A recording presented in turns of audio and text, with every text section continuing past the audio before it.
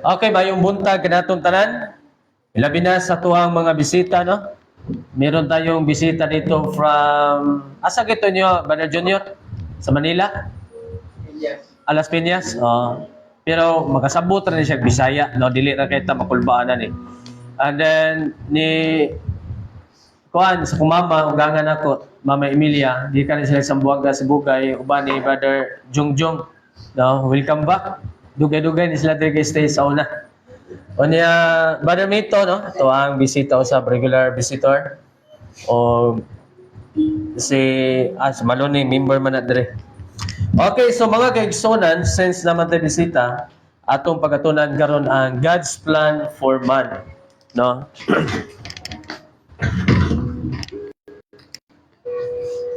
Oy.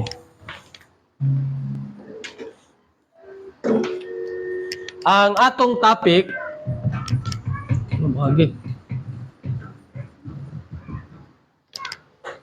about ang plano sa Diyos, no? Ang plano sa Diyos sa tao. Mo niya tuntun-an karon nga kabuntagon. Nabutangan may gigta pa. So God's plan for man. Atong text balik ka sa Genesis. Sa book of Genesis chapter 1, naa diya ang pagbuhat sa Dios sa tao. Chapter 1 verse number Yan kadali.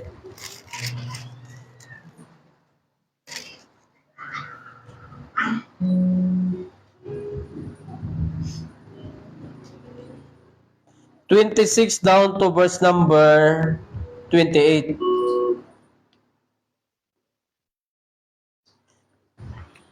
Chapter 1, verse number 26 down to 28.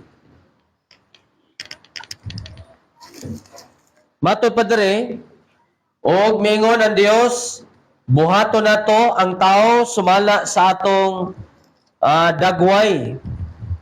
Ingon sa kasama nato, og magabuot sila sa mga isda sa dagat, og sa mga langgam sa kalangitan, og sa mga kahayupan, og sa tibuok nga yuta, og sa tanan nga nagakamang sa ibabaw sa yuta.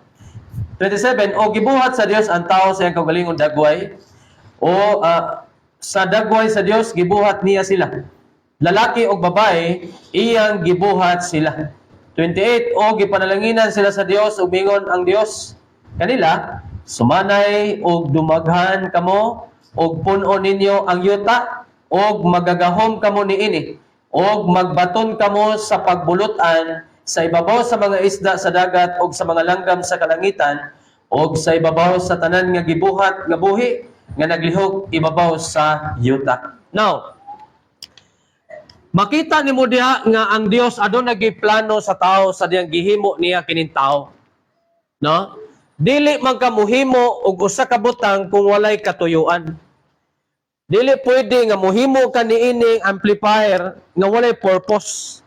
Tanan nga nag-exist ni ining kalibutan na dunay purpose, dunay katuyuan. Ang naghimo ni ana dunay gitawag og plano. No? Na ako'y plano ani, ako ning buhatan rig balay. Mao ni ako ang tuyo, mao ni ako ang kuwari ka sa proper gid kung magtukod kag balay sa di pa tukuron, ana nakaplano na no? Nanay blueprint. Ato ka sa architect, engineer, no? Nay plano. Wa pagay mahimo, nanay plano. So, ang Dios, ang katapusan nga gihimo sa Dios mao ang tao. Gihimo na niya, no? Dili ato tagsa-tagsaon. Ang kalibutan, Genesis 1:1, in the beginning, God created the heaven and the earth. Okay, gihimo niya dan ang langit. Dayon, gisunod niya ang kahayag, hangtod nga gihimo niya ang tanan nga mga klaseng mananap. Naglupad, nagkamang, naglakaw, nas dagat, Okay? So usbon ako katapusan nga gihimo sa Dios ang tao. Makita nimo diha sa Genesis chapter 1 verse number 26 nga ug mingon ng Dios buhaton nato ang tao sumala sa atong dagway. Kanang dagway diha mga kaigsunan, no? Ang gisulti diha nga dagway sa Dios dili na siya literal. Kay daghan baya kayo og naong ang tao, no? Na Bisaya, ni Tagalog, na ay Ilocano, nilain na ilahag yung dagway. Ari ka sa Amerikano, Japanese. So daghan ni kay naong ang Dios. Ang image niya is nagisgot na siya sa gitawag og intellect, will, and emotion. Ang Dios aduna siya kaugalingong intellect, will, and emotion. Doon na siya kaugalingong pangunahuna. Doon na siya kaugalingon nga pagbulutan or kabubuton. Ug doon na siya kaugalingon nga pagbati. Sa tanan nga gibuhat sa Dios, ang tao ra gyud nga giingna niya, himuon ko ikaw nga sama sa akong dagway. Wala buhata sa Dios ang hayop, mananap, nga sama og tao nga dunay intellect, will, and emotion. Ang mananap, dunay intellect, dunay siya kaugalingong utok. Pero wala siya kaugalingon nga will, dili siya makahimo og desisyon na siya pagbati. Okay? So sa tanan nga gihimo sa Dios, diri sa kalibutan, ang tao mo'y pinakalabaw. Asa mabasa? Psalms chapter 8 verse number 7 ba na? So tanaw na kay Psalms chapter 8 verse number 7. Ano?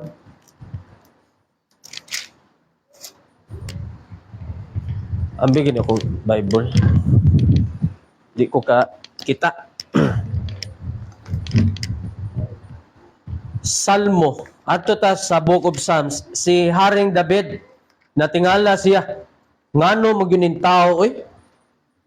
Oh, itong basaw na.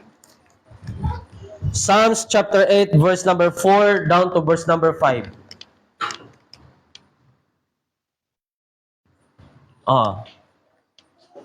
Matod pa niya sa chapter 8, verse number 4 to 5, kay gibuhat mo siya nga ubos lamang og biyutay kay sa mga anghel or manulunda, o gipurong-purungan mo siya uban sa himaya og dungog.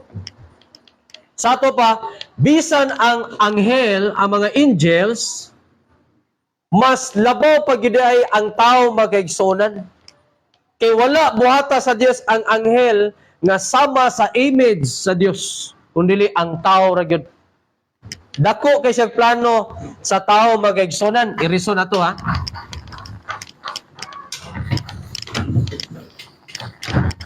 Okay. Diretso ta sa plano sa Dios. Ang plano sa Dios sa tao, sila maoy mo atiman sa tanan nga gibuhat sa Dios. Tanawa ang Genesis chapter 1 verse 28. Human niya gibuhat ang tao o gipanalanginan sila sa Dios ug miingon ang Dios kanila, sumanay og dumaghan kamo ug pun-on ninyo ang yuta, no? Sa ato pa, wala pa makasala sila pero gisugo na nga musanay, mudagan og magagahom kamo niini but pasabot nahimong pinialan ang tao sa Dios alang sa tanan niyang mga kabuhatan. Ibabaw sa mga isda sa dagat ug sa mga langgam sa kalangitan, ibabaw sa tanan nga binuhat, no? Ibabaw sa tanan nga binuhat. So ang plano sa Dios sa tao, magbutang siya tao aron maoy mo atiman sa tanan nga iyahang gibuhat. Kay nigsanay mga kaigsunan sa tao, sila mo'y matiman ni ining mga langgam na ba? Karon kay ang nahitabo mga kaigsunan sa Genesis chapter 3 verse number 1 to verse number 7, diha nahulog ang tao sa sala. Ang tao nga gibuhat sa Dios nga dako kay siyang plano, nakasala. Unsay nahitabo sa diha nakasala? Dunay gitawag og tunglo. Oh, tunglo mga kaigsunan. Unsa may Tagalog sa tunglo dong, malone? Tungluhin kita, no? Di ba? Ano yan, Nyor? Yung isinusumpa kita na hindi na kita mahalin. Muna tunglo. Gitunglo sa Dios ang tao magaigsunan tungod sa sala. Ang lalaki, ang babae, o ang katong bitin. Yung ahas. Ang lalaki, gitunglo sa Dios, nga dili siya makakaon hangtod nga dili mutulo ang iyahang singot. Maningkamot yun siya, tama siyang ginhawa, magbugwal og yuta, aron makapananom og makaani. Ang babae, ang tunglo sa Dios is gidungagan sa Dios ang iyang kasakit. Muna kung manganak ang babae, sa di pa manganak, magbati na sila. Di ba, magbati? Bati makignaong manganak. Magbati niya, grabing labor ba? Para ni Angel, siya primero pagpanganak, 32 hours ang iyahang labor. Bintaha ni Inday kay 3 hours na to yan, no? Sunod na, 1 hour na lang. So, ang babae, gidungagan ang labor. Ang bitin makaigsunan, gipakamang sa Dios. So, may posibilidad nga ang bitin na ay tiil sa una, maglakaw ni. Hindi lang ako basahon kay atong oras sa pagki. Now, ang lalaki, gitunglo ang lalaki, unya apil ang failed. Ang kayutaan makaigsunan. Ito na basahon Genesis chapter 3. Tanawa ang tunglo sa Dios. Genesis chapter 3 verse number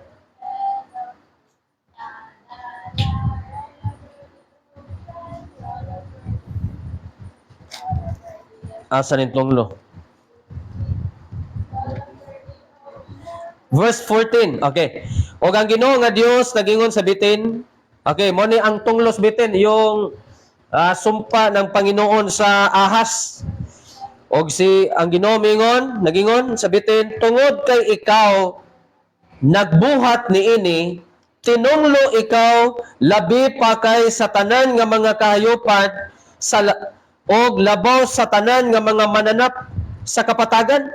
So sa tanang mananap sa kapatagan nga gihimo sa Dios, ang bitin maoy grabe ang nadawat nga tunglo. Og sa imong tiyan magakamang ka og magakaon ikaw sa abog sa tanan nga mga adlaw sa imong kinabuhi. Abog ba kinaon bitin? Dili ay mga manok tukbon ginatong manok mga kaigsunan. Kanang bot pa sabon nga magakaog abog, sa abog gyud siya nagpuyo. Nagyud diha ang iyahang kinabuhi. Kumupuyo siya tuwa sa ilawom sa yuta, no? Naa diha ang tunglo sa Dios, gipakamang siya sa Dios. And then verse 15, og ibutang ko aritas babae. 16. Mao ni ang tunglo sa babae. Nagingon siya sa babae, pagadaghanon ko sa hilabihan gayod ang imong mga kasakit, napadaghanon na. O ang imong mga pagpanamkon, but pasabot pagbuntis, o sa may kasakit ikaw magapanganak og mga anak. Syagit pagayo ang babae ni panganak makaigsunan, wa gyud babae ni panganak bito nga perting lipaya nga enjoy kayo. Mag-viral siguro mahitabo na. No?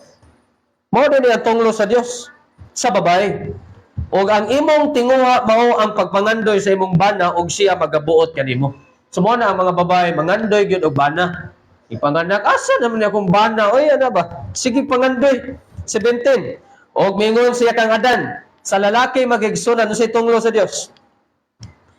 Tungod kay gipatalinghugan mo ang tingog sa imong asawa, og nagkaon ka sa kahoy nga gisugo ko kanimo, sa pag-ingon dili ka magkaon nini, tinunglo ang yuta tungod kanimo. So, ang unang tunglo sa Dios sa lalaki ang field, ang kayutaan, ang hinungdan tungod ni lalaki kay mituman siya sa sugos babay, kay ang babay dapat maumay mo submit sa bana. Ang nahitabo ni Adan ug ni Eva, si Adan na ni submit sa asawa. Okay? So nahitabo, miingon ng Dios nga dili ka sa verse 16 to no? O ang imong sa mo to? 17. Dili ka magkaon niini 18 na siguro? Dili ka magkaon niini tinunglo ang yuta tungod kanimo. Okay. Pinaagi sa kahago magkaon ka gikan niini sa tanang mga adlaw sa imong kinabuhi. Mo gani panginabuhi number 1 sa unang panahon ang pag-farming. 18. Kini magapaturok usab kanimo og mga sampinit og mga kadyapa og magakaon ka sa mga hilamon sa kapatagan. Kanang gingon sa verse 18, kana bitong gingon diya nga sampinit. Actually sa ato ang Bisaya gitawag na kanang sampinit mao nang tanom nga dunay tunok. No? Tunokon ba unsa man mga tanom nga tunay tunok? Ari ka sa mga buwak kanang rose. Unsa pa gyud? Bumbilya. Bumbilya. Unsa na? Bumbil day. Nanguha mo gumig bumbil ganina. Inday. Bumbil tanan nga mga tanan nga mga buwak na tugkag tunok tungod sa tunglo sa Dios sa lalaki. Ang mga kahoy, ang mga prutas, doon na na'y makahilo, poisonous. Kabantay mo, doon ay apple nga poisonous. No? Pari-pariharag apple og naong. Ato sa YouTube, i-search niyo mga prutas nga makahilo. Pero sa una, wala, dili na makahilo. Walay kahoy nga tunokon sa unang panahon. Sa una, ang rose, na'y tunok. Tungod sa tunglo sa Dios sa tao, nga lalaki, ni tugkan og tunok. Hantod nga doon na makahilo. And then verse number 19, sa singot sa imong naong magakaon ikaw sa tinapay. Hantod nga mupauli ka sa yuta. Tungod kay gikan ini gikuha ikaw kay abog ka og sa abog ikaw mupauli. So mo na tunglo sa Dios. Pangutana, nawala ba ang plano sa Dios sa tao? Human nga iyang gitunglo? Ang tubag? Ato ta sa tubag. Ang plano sa Dios, no, kung doon ay plan A, doon ay plan B. Mo ni ang plano sa Dios sa tao. Human mahulog sa sala. Kaysa unang plano makigsunan, mahimo na silang stewardship, no? Mahimo na silang steward. Sila ang steward sa mga kabuhatan sa Dios. Karon ginahagbong man sa sala. So ang Dios wala mawagtangi og paglaom or plano sa tao. Ang plano sa Dios kay nakasala man ang tao, mao ni si Jesus Christ. Mao ni siya ang gitawag og mediator. No? Kung may mediator mo pataliwala tali sa Dios og sa tao. Siya mo'y mo pataliwala, siya mo'y gadupa. Kaya ang Dios og ang tao naputol man ang ilang relasyon tungod sa sala. So, para mabalik ang plano sa Dios sa tao, iyang gipadala si Jesus Christ. No? Sa 1 Timothy chapter 5 chapter 2 verse number 5. For there is one God and one mediator between God and men. And the man was Jesus Christ. Di ba? Tanawan ninyo mga kaigsunan. 1 Timothy chapter 2 verse number 5. Nga siya lamang ang mediator between God and man. Nga mao si Jesus Christ. 2:5. For there's one God and one mediator. Din siya. So, ang plano sa Diyos sa tao, Gusto sa Dios nga mabalik ang ilang gitawag og relasyon. Kaysa wala pa makasala si Adan ug si Eva, naama sila relasyon. No, na sila direct relationship ang tao ngadto sa Dios. So tungod sa sala, nabugto ni. So ang plano sa Dios, mabalik ang relasyon. Sa unsa nga pagi, pinaagi ni Jesus Christ. So unsay buhaton sa tao?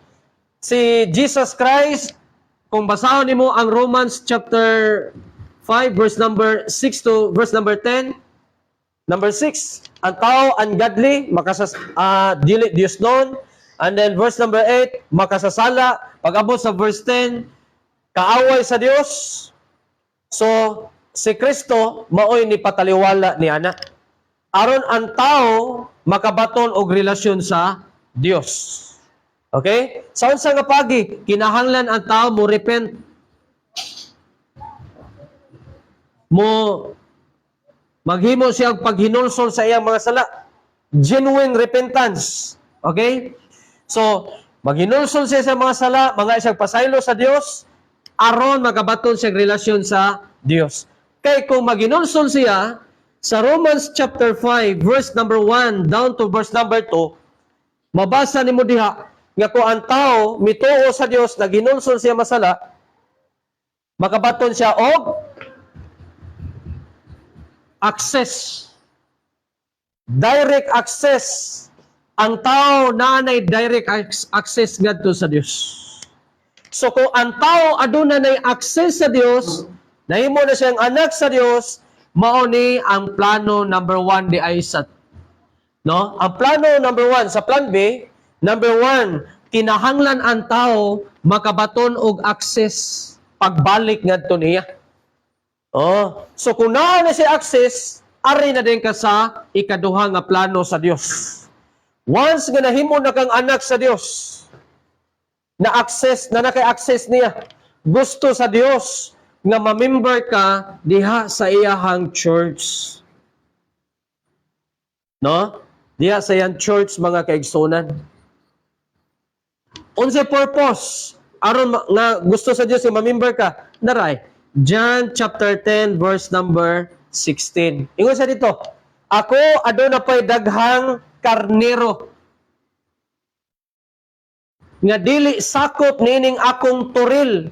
Ang turil diha mauna ang church. Okay? Ang karnero diha mauna ang iyahang anak nga doon na access niya. Okay? So once nga nahimo na kang karnero, nahimo na kaniyang anak, gusto niya nga didto ka sa iyang turil nga mao ang church.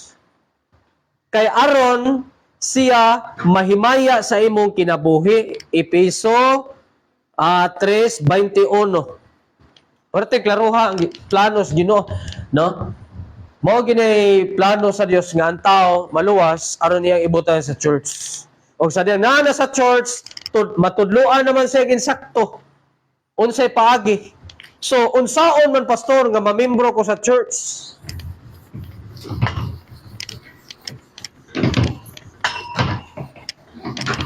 Okay. Now, ang tao kinahanglan siya muhimo og desisyon nga maghimo siya og baptism, no? Ang bautismo dili ni siya makaluwas sa kalag sa tao. Ang makaluwas si Jesus Christ ra gyud. So unsa may purpose sa baptism, pastor? Ang purpose sa baptism, number 1, alang lamang ni adtong mga tao nga naghinulsol. Ako bisayaon. Naghinulsol sa ilang mga sala. Mateo chapter 3 verse number 6. Ako klarohon sa mao bagyod. Mateo chapter 3, mabasa nimo diha nga ang tao gibautismohan tungod kay naghinulsol sa iyang mga sala or misugid. Mateo 3:6. Og dito sa suba sa Jordan, iyang gibautismohan sila sa pagsugid nila sa ilang mga sala. Ang gigamit nga term diya is sugid. Oh. Kanang sugid, kana bang ni-share ka, ni sulti ka, nga ikaw makasasala. So, sama ra na siya sa naghinulsol. So, ang purpose diya sa baptism, alang ni adtong mga naghinulsol or nagsugid sa ilang mga sala. Okay? Na ay mga gustong magpabautismo pero wala bautismo, tanawa 7. Apan sa pagtanaw niya nga daghan sa mga Fariseo o sa mga Saduceo ang midugok aron sa pagpabautismo, siya mingon kanila, kamong anak sa mga bitin, kanang bitin diya mo nang yawa. Kinsabay nagpasidaan kaninyo sa paglakaw o pagkalagyo gikan sa kapungos nga malabot, sa ingon ni ana, mamunga kamog mga bunga nga mahiangay sa hinulsol. So, dapat di ay ang tao bautismuhan tungod kay naghinulsol na siyang mga sala. Muna'y number 1. Ikaduha, nganong bautismuhan mga pastor? Tungod kay ikaw, midawat na ni Kristo. Mituo na ni Kristo.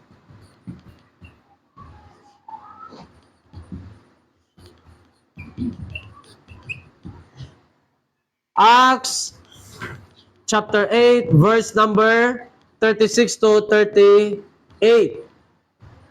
Wala bautismo no? Naay Eunuco diya og si Felipe. Si Felipe, iyahang gisultian si Eunuco.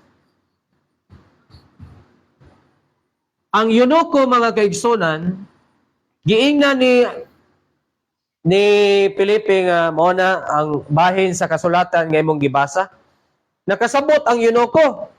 Kay ang giwali dito di ay ang gikuan about gospel or maayong balita. Nakasabot man ang Eunuco. Ingon na siya nga, gusto ko magpabautismo. Tanawa mga kaigsunan. 36. Pag-abot sa 37, gusto siya magpabautismo. Tanawa, atong na basahon.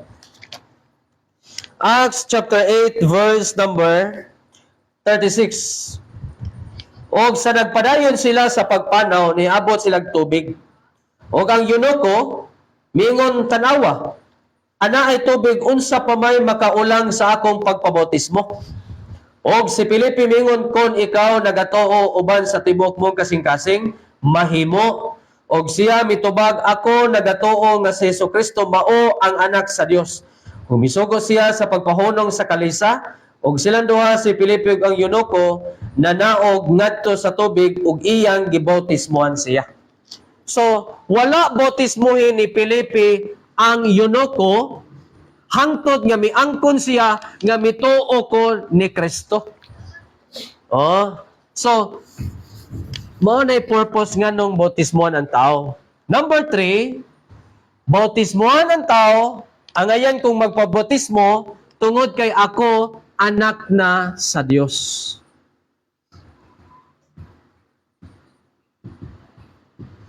Galacia. Atong pangitawon sa kay nalimot ko na bersikulo ha. Galatians chapter 4:26 mo siguro na tanawa daw banirape. 4:16 or 4:26. 3:26 to 27. Okay. Chapter 3, verse number 26 to 27. Diyan mo masabtan, kung basahon na. 26. Kay diha kang Kristo Jesus kamong tanan nahimo namang mga anak sa Dios pinaagi sa pagtuo. Kay ang tanan kaninyo nga gibautismohan ngadto kang Kristo gikasuluban og Kristo. So, sa dihang nahimo ng anak na sa Dios, gibautismuhan. So, ang bautismo, alang sa mga naghinulsol, alang sa mga mituo ni Kristo, alang sa mga anak na sa Dios. So, dili ang bautismo maoy makapaanak nimo sa Dios, kundili si Jesus Christ. So, mo na plano sa Dios ato ang kinabuhi. Gusto niya nga nakay kapasilungan nga usa ka dapit. No? Gusto sa Dios nga naa kay church nga diin diha ka mga lagad nga faithful. Diha ka mag-faithful sa pagpangalagad. Okay, aritos pangutana. Sonsi na. Sister Ging. Pastor, gano'n na may iba na nag-missionary baptism na baptism. Marami po sa missionary baptism na nag-also na sila baptism. Okay. Pero siguro po, nasa Bible, tapos Oo. Pwede ron ta. Okay. Ang naitabuan ng Sister Ging, missionary baptist na niya nagpabotismo og usab. Oh, nabotismo na siya dati. Yeah. Oh. Ang naitabo na sa kuha. Oh, naitabo na sa kuha July 13 siguro to. 2008 nagpabotismo ko. So, member ako sa church. Karon, pag August 31, 2008, diha ko na save. So, naitabo, Sister Ging, nag-una akong baptism, aya ang akong kaluwasan. Oh, okay, July 13, ingom to, namin ingom, kisay mo pabatismo, kisay mo to, mudawat ni Kristo, taas magkamot ko mga igagaw. Oh, di, pataas mo ko, kilaim, sige kami kung kauban na. Kisay pabatismo, yan na po ko igagaw, taas mo sila, pabatismo po ko. So, July 21, nagpabotismo mi, July 13, unya karon kay pag August 31 diha may yugo naghinulsol mitog midawat ni Kristo. So, konsensya ko nag-una gyud ako ang kaluwasan kaysa baptism nako da. Oh. Pag abot sa December 21 diha ako nagpabautismo 2008. O nagpabautismo gyud kog usab. No, gamito na tog usab kay nabautismo man ko dati. Pero usara gyud ang bautismo nga gidawat sa Ginoo ang scriptural water baptism. Bisa pag insakto imong baptisin sa milabay, unya maniguro lang ka karon, wa na problema. Usar gi counted sa Ginoo na. Pareha lang ikamo dong no. O kini sila na doble nila baptism pod nagpabautismo sa usab kay nausahay dili ka sure ba ko murag di pa mo gyud kuluwas sa toy gayon na. Mao ni nahitabo sa uban nga mga mission baptist. Pero di na siya sayop. Ilaha lang gi-clarify. Kaya ang uban nag-una ang kaluwasan ay ang bautismo. So sayang imong pag-alagad nga kanang naguna ang imong bautismo aya ang so dili ka mahog nga member sa church anang higayuna. Mo nang kung gusto ka nga mahimong proper gyud mo nang magpabautismo gyud balik. Okay, basta na lang pangutana. Dahil pangutana lain? Wala na? Okay, so I hope no nga nasabtan nato ang pulong sa Ginoo ato ibalik sa tong imse. O kaimutan nga ning the word.